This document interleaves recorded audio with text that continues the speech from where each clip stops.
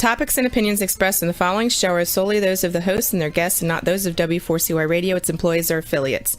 We make no recommendations or endorsements for radio show programs, services, or products mentioned on air or on our web. No liability, explicit or implied, shall be extended to W4CY Radio or its employees or affiliates. Any questions or comments should be directed to those show hosts. Thank you for choosing W4CY Radio.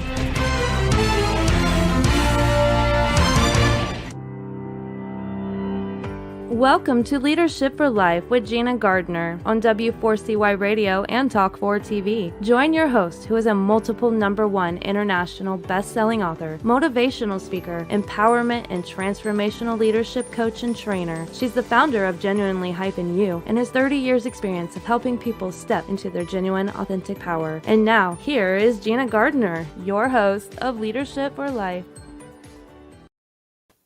Hello there, and welcome to today's show. I'm really excited about our guest. I have spoken to her previously on another show, just an amazing story. Every time we listen to the news, we hear of instances of violence and abuse. And it would be very easy to think that you are powerless against it if you are on the receiving end.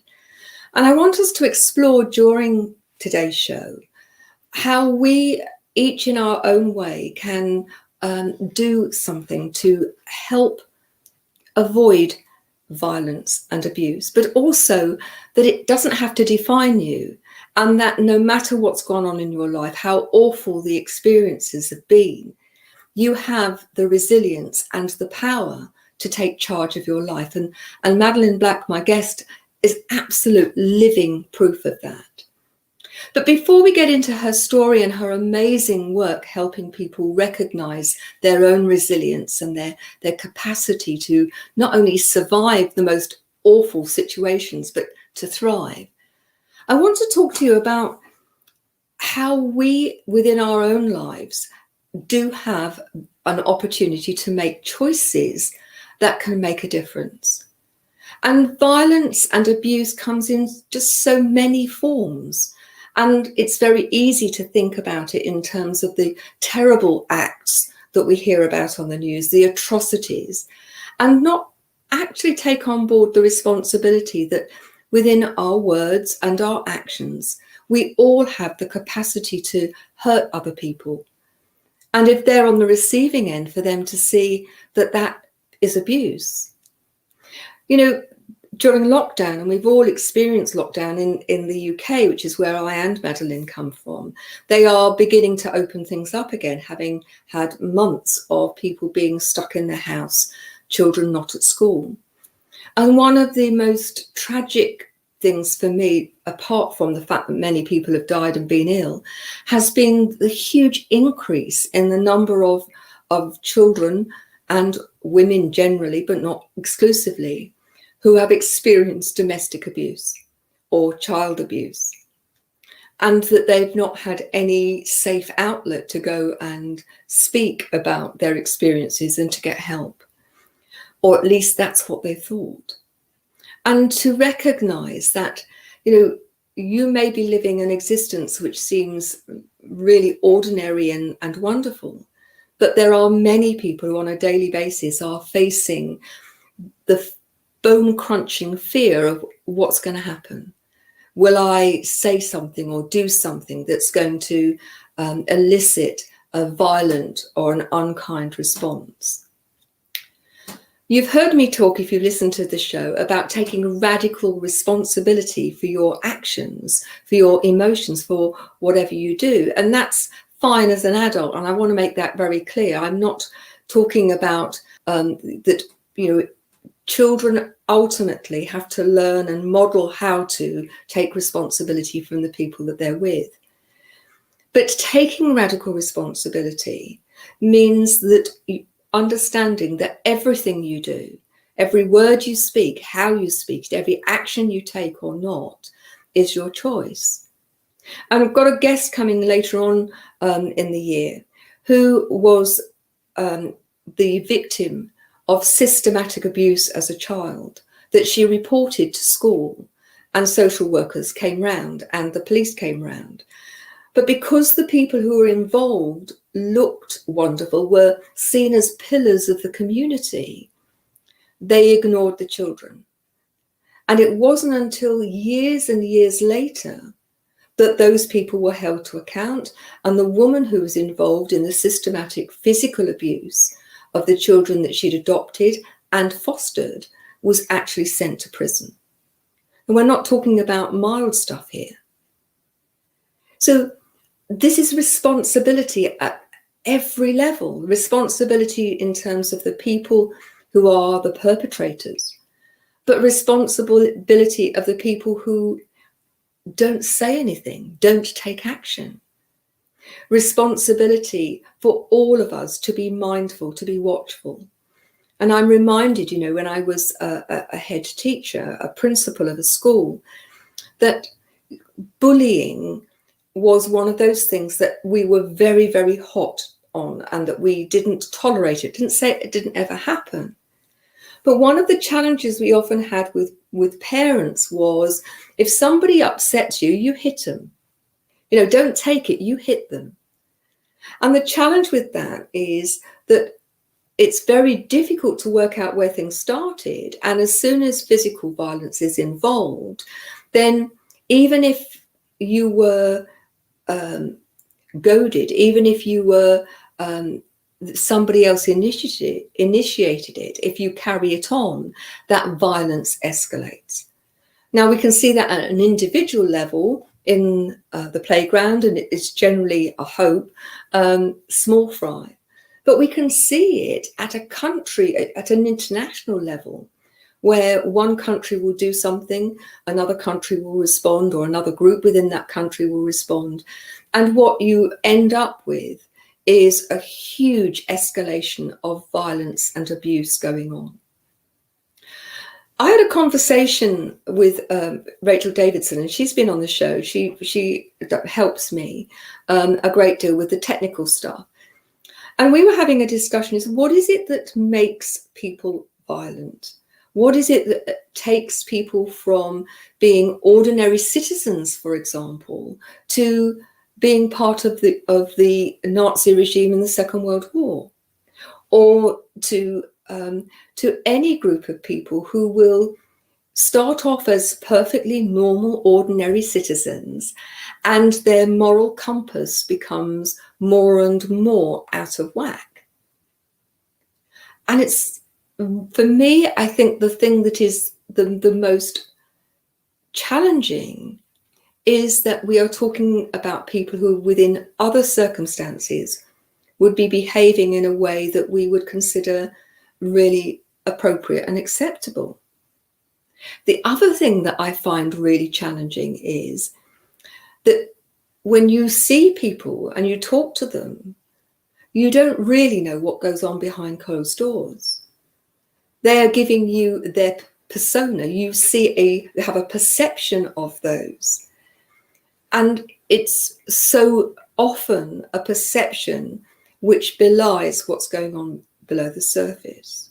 I mean, this is a huge topic, and one that over the next few months, periodically, I've got guests coming on so we can explore different aspects of it. Because if you are in a situation where you are experiencing violence or abuse, then I would urge you to be brave enough to ask for help. If you are someone who knows that when you've had a drink or when things aren't going your way, that you've got a temper and that you lash out, I'd urge you to get help. But recognize that abuse tends to go in cycles. Not always, and we have an amazing example of someone who has turned that round into such a positive way, a positive purpose in life. But it's very common for people who have been abused to become bullies and abusers. Not always, and I'm not saying that is always the case. But at some point, that cycle has to be broken. And if you are listening to this and you are having challenges on either the receiving end or the fact that you know that what you're doing is not appropriate and not right, then I would really, really urge you to get help. Let's see how we can break the cycle of violence and abuse, because all it does is get more violence and more abuse. So we're going to have a short break, and when we come back, I'm going to introduce the amazing Madeline Black to you. Her story is incredible, but what I find more incredible is how she's turned her life around and what she's now doing. It's just amazing. So please don't go away. See you after the break.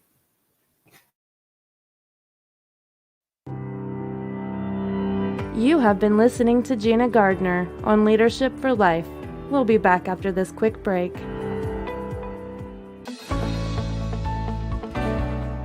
Want to get the best out of life personally and professionally? Are you ready to step into a life which excites and fulfills you? Well, the right place for you is Leadership for Life with Gina Gardner on W4CY Radio and Talk4 TV. We will share with you stories from inspiring people, a wide range of guest experts, and lots of practical strategies to help you get the very best out of your personal and professional life. Leadership for Life is a radio and TV show focused on helping you live a happier, more successful, and fulfilling life. Join international best-selling author, motivational speaker, empowerment and transformational leadership coach and trainer, Gina Gardner, live every Thursday, 1 p.m. Eastern Time on W4CY Radio and Talk4 TV. Become the leader of your own life. Gina Gardner's #1 international best-selling book, Thriving Not Surviving, The 5 Secret Pathways to Happiness, Success, and Fulfillment, provides you with the foundational principles on which to become the best leader of your own life. It's available as an ebook, paperback, hardback, and as an audio from genuinely-u.com, or also from Amazon. Every one of the principles have been proven to work for the countless people who have used them, including the author. Now, let's put them to work for you. If you're ready to discover your true leadership life design, accelerate your journey with an invitation to join Gina for Leadership for Life VIP Day. Choose your journey of self-discovery where Gina will help you navigate your way to happiness, success, and fulfillment. To find out more, email Gina at genuinely-u.com. Welcome back to Leadership for Life. Here is your host, Gina Gardner. Hi there. In a moment, I'm going to introduce Madeline Black into the show. But before I do, I want to share with you, these are her own words that I'm going to start with. I remember wishing they'd kill me to make it all end. It takes courage to speak the unspeakable. But for many years, Madeline Black felt too afraid and too ashamed to utter a word of what had happened to her.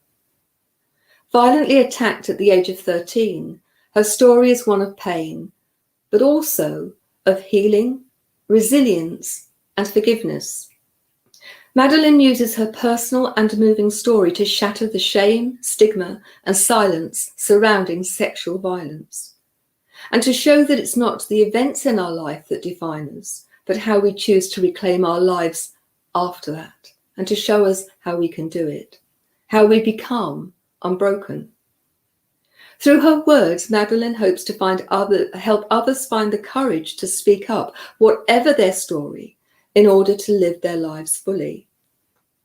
In March 2018, she won the Amazing Strength Award at the #1 magazine Amazing Women Awards. And in October of the same year, she was asked to be the patron for Say Women. She's a 2-time TEDx speaker, a storyteller for the Forgiveness Project, and has recently become involved with their program, Restore, sharing her story in prisons. In June 2020, she was asked to be the patron for Justice Is Now. And in December 2020, she was asked to be an ambassador for freedom from abuse. She's a psychotherapist, and her memoir, Unbroken, was published on April 4th, 2017. Without more ado, I'd like to introduce you to Madeline Black. Hello there. Thanks for joining us on the show. You're welcome, Gina. Lovely to be here with you. Thank you. Now, I've heard your story before, but our visitors, our viewers, and our listeners haven't. Please share your amazing story. Sure. Well, my story really starts in the late 1970s when I was just 13 years old. I guess I did something that most people do at some point in their life. I lied to my parents that night about where I was staying. My friend's mum was away, so we used her empty flat. And we managed to buy vodka, which I've never ever drunk before. I can't even smell it. And we took it to a local cafe and we drank it in secret, basically. I had never drunk before, so obviously it didn't take me very long to get very drunk very quickly. And I threw up everywhere and they kicked us out of the cafe. And then two young men from our table put us into a taxi to take us back to my friend's mum's empty flat. And to cut a long story short, they weren't there to help me. They were there for other things, and they proceeded to rape and torture me over a 4 to 5 hour period. Well, words don't describe how that must have been. So traumatized and hurt, what next? Well, I was very scared about speaking out because they threatened me. They told me they would find me and kill me. And one of them, having looked in his face, I thought, yeah, one of them actually was maybe very capable of killing a human being. So I didn't speak about it, but obviously it has to come out of your system somehow. So it impacted me for years. I had depression, eating disorder, used anything I could just to numb out and forget it. I attempted suicide. So I was in a children's psychiatric ward for a good few months when I was 13. It was dark days for a long time. I'm sure. And without wanting to skip over it, because for me, your story is one of triumph and of resilience. So how do you go from being in a psychiatric unit for young people? How do you get out of that huge, dark, deep pit?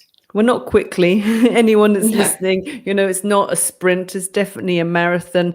And I think trauma is just multi-layered. And something always drove me just to clean up the layers. I'd work one layer for a while, I'd be okay for a few months or a year or two, and then something else would come up, then I'd go and work at that. I was just always on a mission to clean up my trauma. I always knew that I just didn't want to be defined by what had happened to me. I don't think any of us are the events in our life. No.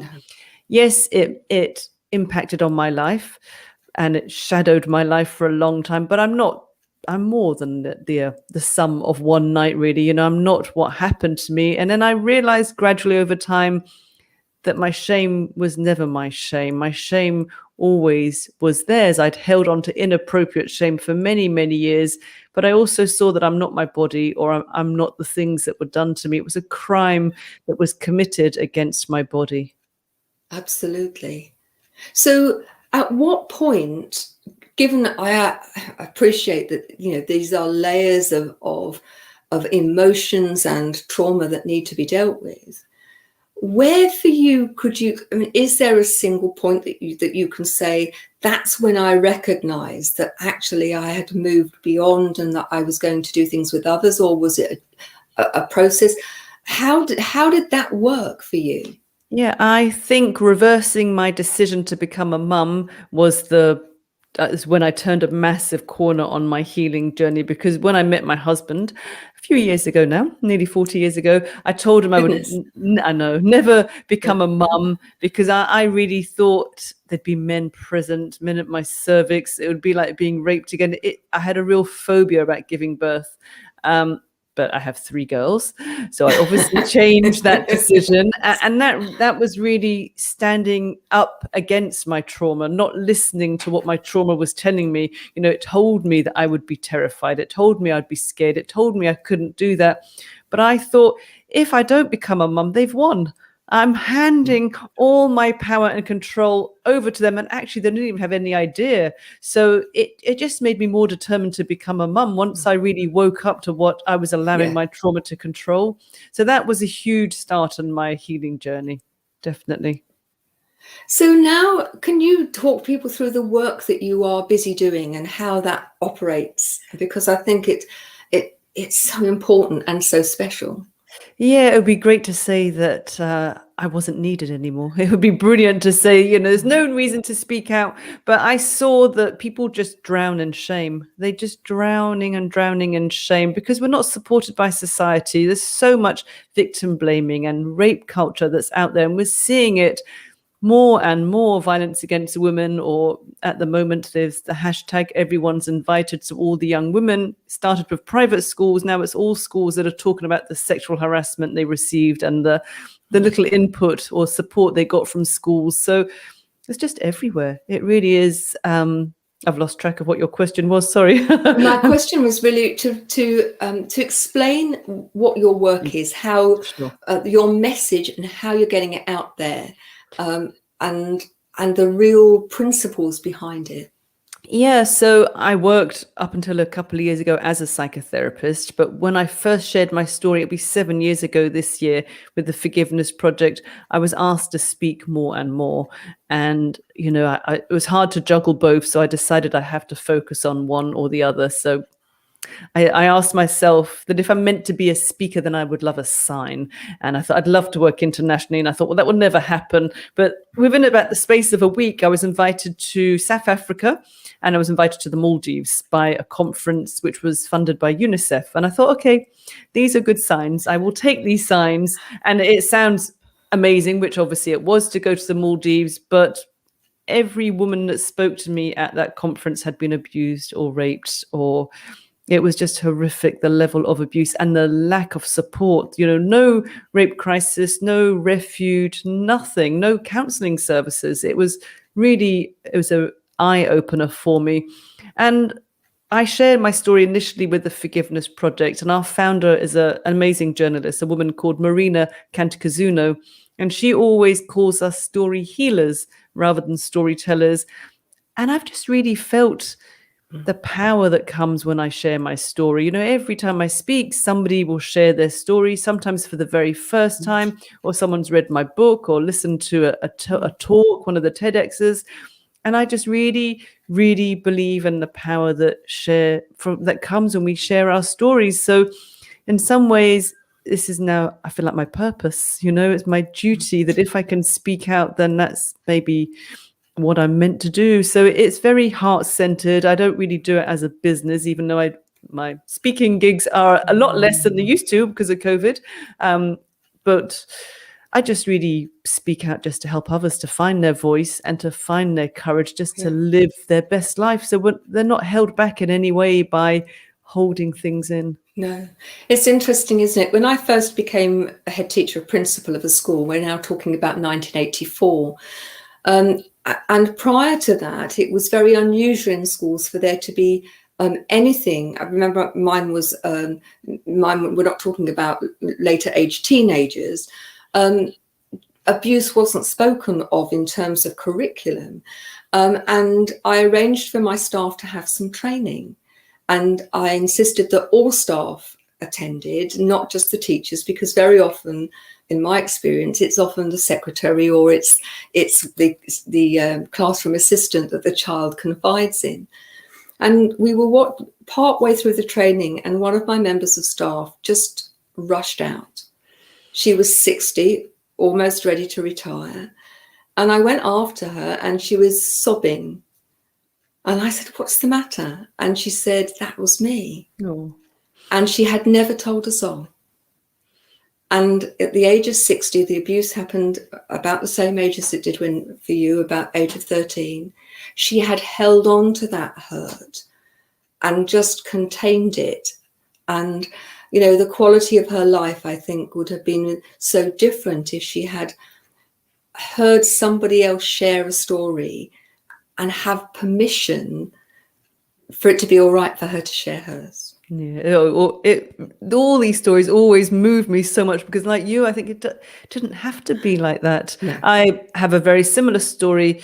When I was interviewed by Sir Trevor MacDonald for Radio 4, my friend's mum basically was listening to the show and told her daughter of her own experiences and ended 64 years of silence. She was 81.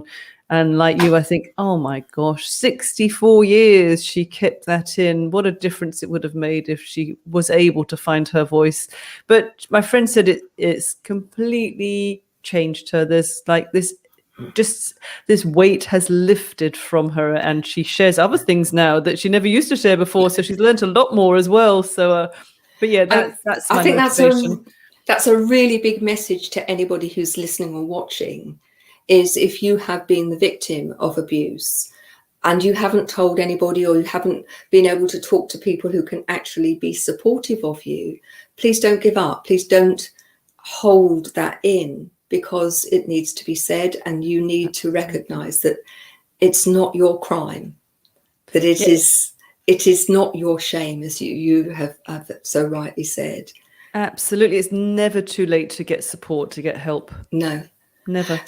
So you talk a lot about resilience, and you are a perfect example of resilience in action. So what are the principles? And the other thing you talk a lot about is forgiveness. It's one of the themes of my show is forgiveness is something we talk about a lot. And I talk about, it's not about forgetting, and it's not about condoning. For me, it's about freedom. But I'd love to hear your take on it.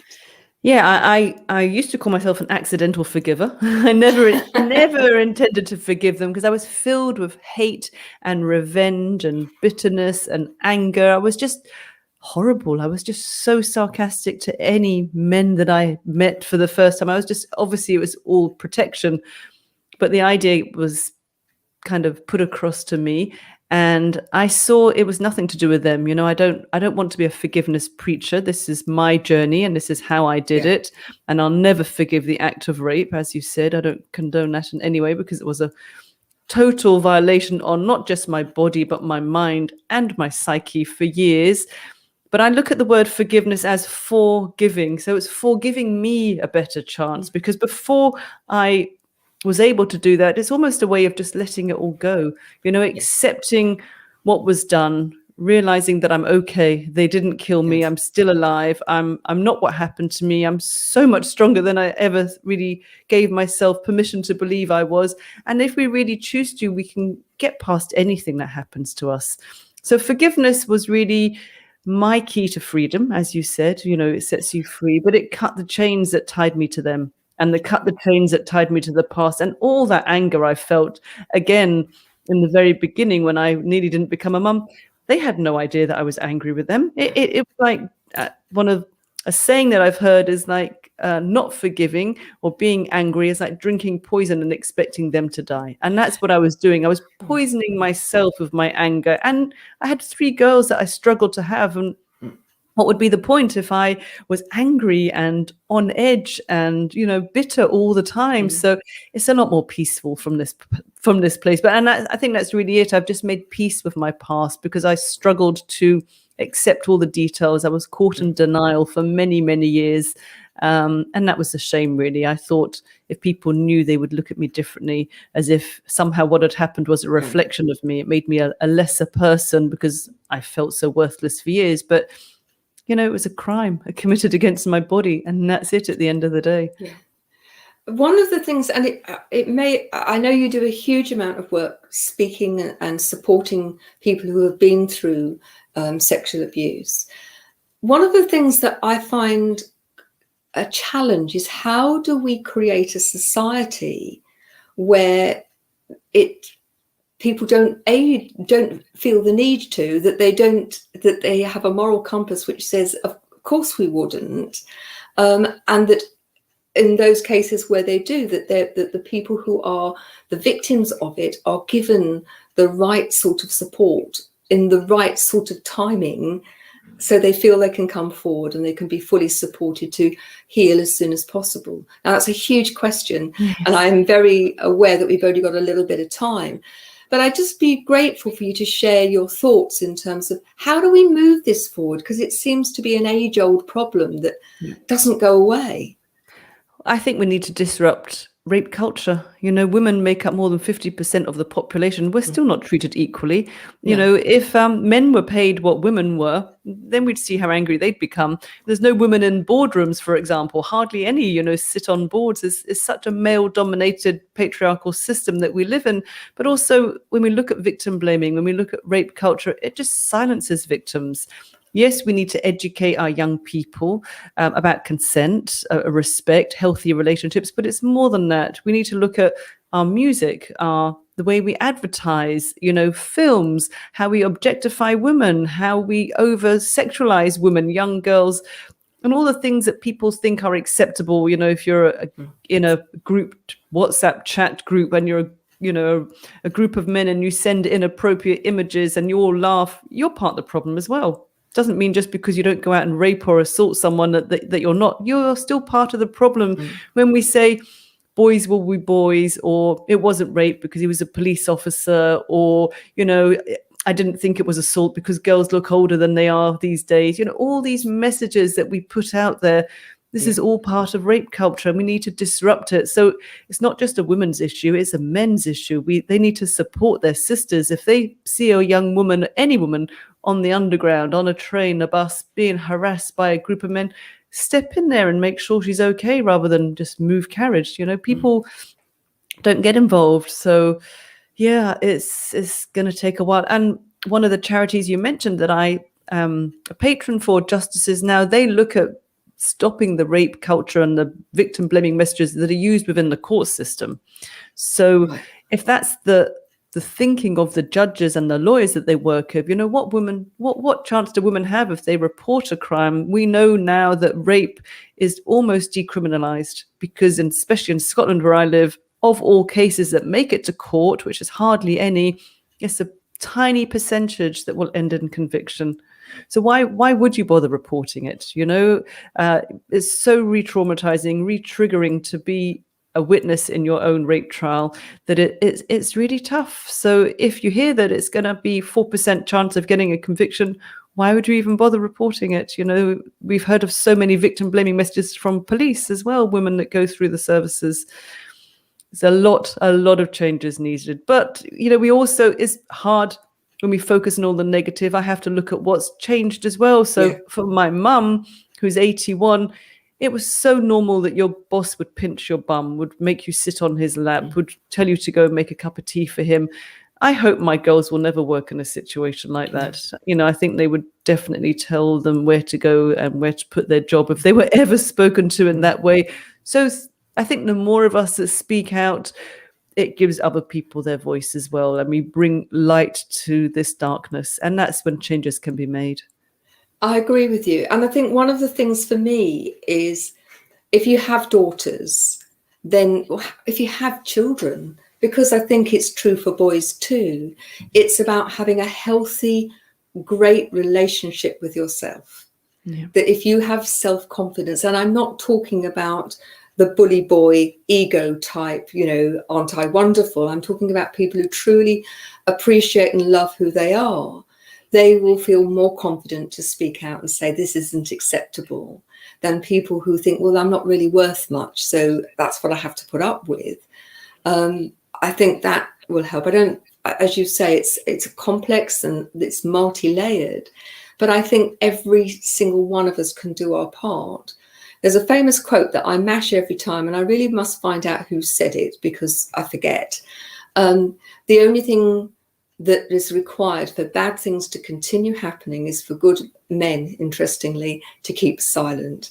I'll change it to good people to keep silent.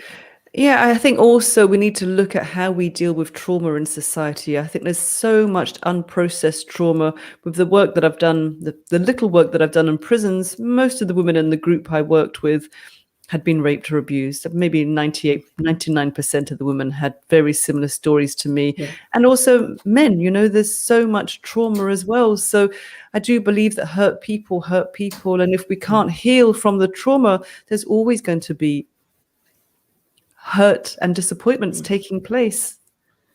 Interesting, isn't it? Because I was talking to somebody else about trauma, and their view was that trauma is when it's something that is challenging for you to deal with, really difficult for you to deal with, and that people often have a measure of other people's trauma based on never having experienced that particular trauma itself. So it's not about, my trauma was worse than your trauma. It's about, how do I deal with my own trauma, and in dealing with that become more resilient. Absolutely. It's not a pain Olympics. It's not a comparison game, because at the end of the day, it's not about what happened to us. It's important. It's what we do with it. That's what really matters. So you talk about resilience, and in the few minutes that we have left, I would be really grateful if, are there any principles that you can share with people in terms of how do they access their own resilience? Yeah, I think I was born to two spectacular parents. My father was a Holocaust survivor, and it wasn't really what he said, but how he lived his life. So, and my mum as well had her neck broken during an operation and was bedridden for a few years. And they just both got on with it. My mum decided one day to sack all the nurses and throw away all the pills and went for self-hypnosis. She worked with a hypnotherapist for a long time, and it really healed herself. And my dad also just refused to be in a victim mentality. He said, I am a survivor of the Holocaust, but that's not really about who I am. I'm here to live my life. I love my life. And he met my mum and had 5 of us. And he said that would never have happened if he hadn't lost all of his family, So I guess everything is about our attention and where we put our focus. Yes, you are going to be victimized for a long time, or not a long time, for however long you are, because if it's as a result of a crime or whatever the trauma is, and you need to get support, you need to get help. You have to recognize it's really hard to do that journey by yourself. But once I had really worked the trauma sufficiently, and it wasn't just in my mind, but in my body, because it's caught in our cells, I saw that I had a choice, that I could really stay in this mentality, or I could choose to grow from what I went through, and I could really live my life. And in some ways, I wouldn't undo what happened, because it taught me amazing gratitude, because I very nearly was one of these women that were raped and then killed. They decided to not kill me very near to the end. And I had to be grateful to the one that wasn't as bad as the worst one, because he stopped his friend. So I have learned to be so grateful for my life. And I think gratitude really has helped me to look at all that's good. There's always bad. It's holding both. Can we hold both and be okay? It's I guess a paradox. But yeah, be grateful for my life. Learn to accept. Learn to let go, and just live in the moment. Don't get caught in the past, and don't get caught in my imagination worrying about the future. Just try to stay as grounded and as steady as I possibly can. I think that's great advice for everybody. Living your life, living it fully, and recognizing you can't do anything about the past to change it other than learn from it and build on it, and the future may never happen. Yeah. So just before we finish and go to the break, where can people, your book, tell us about your book, and also where people can get hold of you? Sure. My book is called Unbroken, and it had its 4th birthday just last week. You can get it on all bookstores or online, Amazon, wherever. And you can just find out more from me from my website, madelineblack.co.uk. And I am on all social media platforms. And we'll make sure that all of those details are in the notes. Now, those of you that are used to watching the show know that that Genuinely You is a very proud member of B1G1, Buy One, Give One, and that we ask our guests to decide on a particular project. And Madeline, your project, you've chosen to support the creation of boreholes providing clean water. Yep. I find it very sad in the 21st century that there are so many people who are still having to drink dirty water because there is no alternative. Absolutely. So this project is in Zimbabwe, and it makes sure that, actually, no, it's not. I'll get it right in a minute. It's in Tanzania. And so it's providing water for people so that they can have clean water. So my thanks to you for that choice. But huge thanks to you for sharing your incredible story and giving people a sense of hope for the future. And if you have been abused, if you want to hear more, or you're part of an organization that needs a speaker who can speak eloquently from first-hand experience, thank you, Madeline Black. You're welcome. Thanks, Gina. Thanks, darling. Bye-bye now. Don't go away after the break. Please come back because we're not finished yet.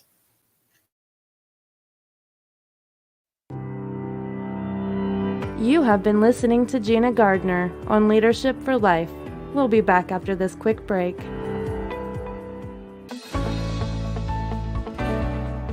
Want to get the best out of life personally and professionally? Are you ready to step into a life which excites and fulfills you? Well, the right place for you is Leadership for Life with Gina Gardner on W4CY Radio and Talk4 TV. We will share with you stories from inspiring people, a wide range of guest experts, and lots of practical strategies to help you get the very best out of your personal and professional life. Leadership for Life is a radio and TV show focused on helping you live a happier, more successful, and fulfilling life. Join international best-selling author, motivational speaker, empowerment and transformational leadership coach and trainer, Gina Gardner, live every Thursday, 1 p.m. Eastern Time on W4CY Radio and Talk4 TV. Become the leader of your own life. Gina Gardner's #1 international best-selling book, Thriving Not Surviving, The 5 Secret Pathways to Happiness, Success, and Fulfillment, provides you with the foundational principles on which to become the best leader of your own life. It's available as an ebook, paperback, hardback, and as an audio from genuinely-u.com, or also from Amazon. Every one of the principles have been proven to work for the countless people who have used them, including the author. Now, let's put them to work for you. If you're ready to discover your true leadership life design, accelerate your journey with an invitation to join Gina for a Leadership for Life VIP Day. Choose your journey of self-discovery where Gina will help you navigate your way to happiness, success, and fulfillment. To find out more, email Gina at genuinely-u.com. Welcome back to Leadership for Life. Here is your host, Gina Gardner. Hello there. By the way, I got the boreholes, the water boreholes, I've got completely the wrong place. It's Turkana, where rain is a very rare event and the locals have a huge problem in accessing clean water. So we will be paying for some help towards boreholes in Turkana. I've worked with many people who have been abused one way or another. And I think one of the reasons why this is a theme that I've looked at a number of times so far and will continue to do so is because there are many people who are locked in that pain, having been abused, and feel that actually that there is nothing that they can do about it. And as a result, they live a life which is almost a life in the shadows of the light and freedom that they could have if they had the courage to face what had happened and to deal with it. And I absolutely accept that it is something that's a real challenge. But what I do know is, having worked with so many people, that when they are able to take on board that they don't have to stay being a victim. Yes, they were a victim at the time of whatever was done to them, but now it's a choice of whether you stay in that place of being a victim or if you choose to step into your own power. And it's one of the reasons for setting up this show. It's called Leadership for Life. And when you step into your true power, then you don't have to be a victim anymore. Does it mean that the crime, the abuse, the violence didn't take place? No, it doesn't. But what it does mean is that it doesn't continue to govern and rule your life day after day, year after year, decade after decade after the original abuse. And for me, the resilience that comes from recognizing that actually a big part of who you are now, how you have survived, the strength that you've created, the empathy, the insights. You didn't want it to happen, and it should never have happened. But despite that, there are things, positive things that have come out of it, and you can harness those and use those as a vehicle for something which is, really positive and really great. But it is a difficult journey to do by yourself. And if you are someone who's experienced abuse and, needs some help, then reach out, gina@genuinely-you.com. There is help there for you if you want it. Forgiveness for me is the huge key, because rather than taking that poison and expecting the other person to die, rather than allow those chains that keep yanking you back. When I talk to my clients, I describe it as having a great big portmanteau. For those that don't know what a portmanteau is, a big trunk, a big piece of luggage, huge. They used to put them on ships, great big piece of luggage. And for some, it's a bit like the containers that they put on ships now, and that you're dragging that with you every step of every place you go to, because you'll take you wherever you go. And by dealing with it, what you do is you cut the chains that are keeping that tied to you, and you allow yourself the freedom to move on. Does it mean that the situation never happened? No, it doesn't. But does it mean that that situation, however long it was, whether it was one event or whether it was years of abuse, doesn't matter, in the sense that once you cut those chains, you give yourself freedom in the moment, in the everyday now, and for the future. And you really are worth doing that work. You really are worth being empowered, seeing this as part of your evolution, seeing that you have the capacity to live a happy, successful, fulfilling life, no matter what has happened in your life before. It is your choice. And whilst I recognize that for some of you who are listening, that this may seem like a fairy tale, I now know from my own experience of the challenges that I've met in my life, and from working with so many clients, that you aren't the challenge. That you have the choice to do with it what you choose, to use it as an opportunity to learn and grow, or one that's going to keep you caged. So I do hope you found the show of value today. If you are someone who has experienced or is experiencing abuse, please get some help. Please be brave enough to step out. You don't deserve to be treated badly. If you are a parent of a child and you are concerned that your child is being emotionally, physically, sexually abused, please take action. If a child tells you, discloses, please believe them.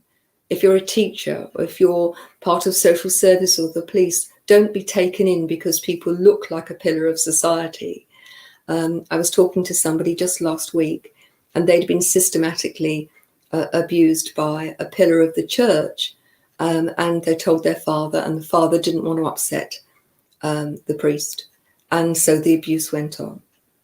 So please be brave, take a stand, and choose to step out of being a victim into being the leader of your own life, and helping your children to have a great sense of self-worth, and helping them to become the leaders of their life. So join me next week. It's lovely to talk to you. You just take care, and don't forget that you have the choice to be the leader in your own life. Bye-bye now.